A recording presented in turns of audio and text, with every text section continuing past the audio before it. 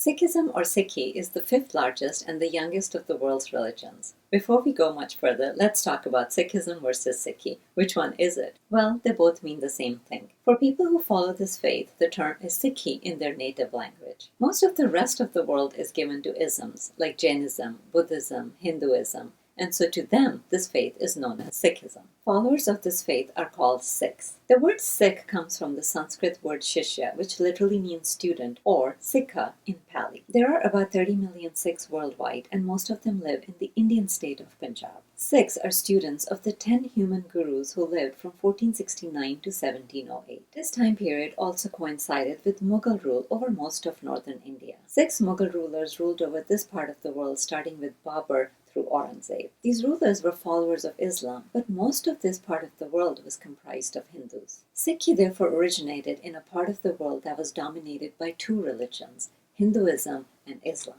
This has often led to the erroneous assumption that Sikhi is a hybrid or a subset of these two other religions. In fact, Sikhi is a distinct religion with its own unique scripture, principles, and code of conduct. The first of the human Sikh gurus was Guru Nanak. He founded Sikhi in the late 15th century in the Punjab region of South Asia. The word Guru is made up of two words. Gu means darkness and Ru means light. Guru therefore is the light that dispels the darkness or is the embodiment of divine light. Guru Nanak was born in 1469 in Raipur, Talwandi. This is now known as Nankana Sahib in present-day Pakistan. In around 1500, Guru Nanak had a revelation, which led him to dedicate the rest of his life to one message: Ik Onkar, a oneness manifest in all existence. God and God's creations are one inseparable entity. He laid the foundation for a whole life faith in which everyone could have a direct connection with the Almighty without needing intermediaries or rituals and without having to detach from everyday life.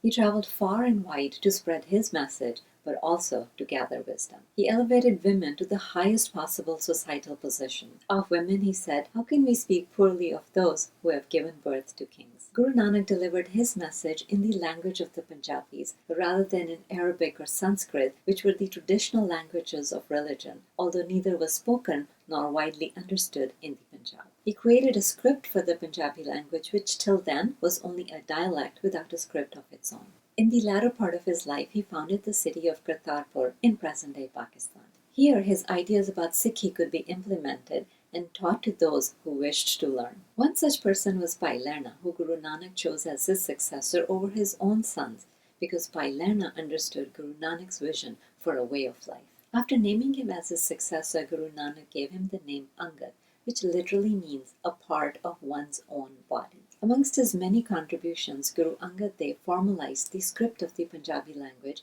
and called it Gurmukhi, which literally means from the Guru's mouth.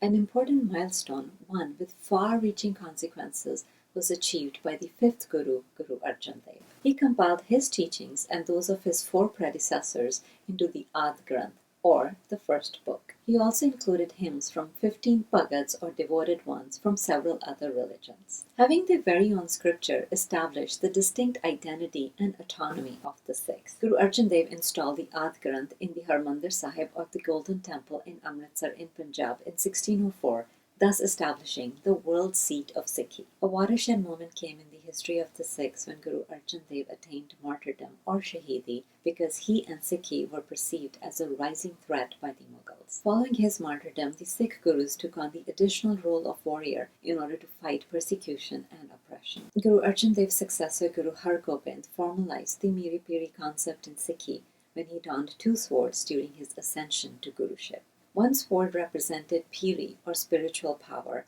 and the other represented Miri, or temporal authority. He turned saints or sants into soldiers or sipahis. The concept itself was not new to Sikhi and had been revealed by Guru Nanak. Today, the symbol of the Sikhs, the Khanda, is comprised of 2 swords flanking a double-edged sword and a circle in the middle. Guru Har Gobind built the Akal Takht across from the Harmandir Sahib to dispense justice and temporal activity. The Harmandir Sahib stands for spiritual guidance.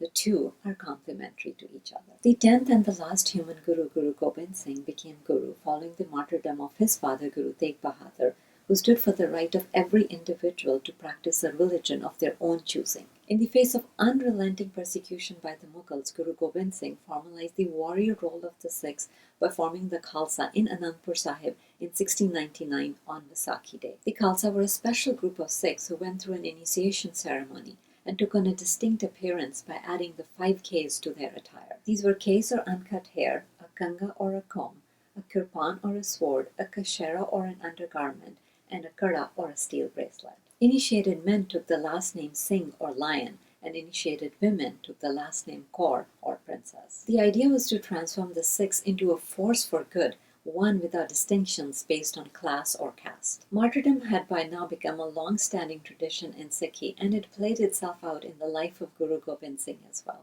In addition to his own father, his 4 sons, the Sahibzade, and his mother, Mata Gujari, all attained martyrdom during Aurangzeb's relentless efforts to root out Sikhi. Guru Gobind Singh did not name a human successor, thus ending the line of human gurus. Instead, he bestowed guruship on the Sikh scripture. He completed the Adi Granth by adding the teachings of his father Guru Tegh Bahadur and named the scripture the Guru Granth Sahib. He stated, "Sab Sikhan ko hukam hai, Guru manyo Granth."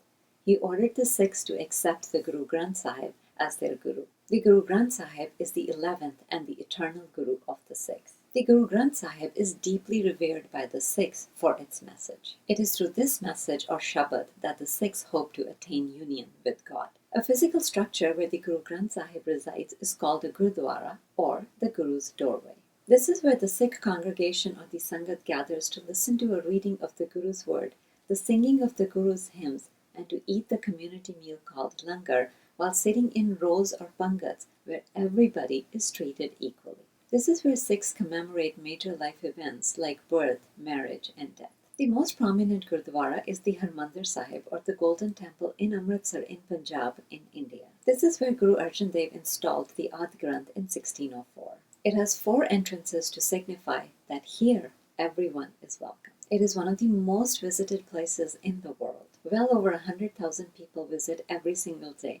And because no visit to the Harmandir Sahib is complete without eating langar there, this Gurdwara also runs the world's largest free kitchen, all on the backs of volunteers and donations. In a Gurdwara, there is no idol or picture of God. Sikhs don't ascribe a form or a gender to God. God is known by many names like Vaheguru or the Wondrous Guru and the Akal Purkh or the Timeless Immortal One.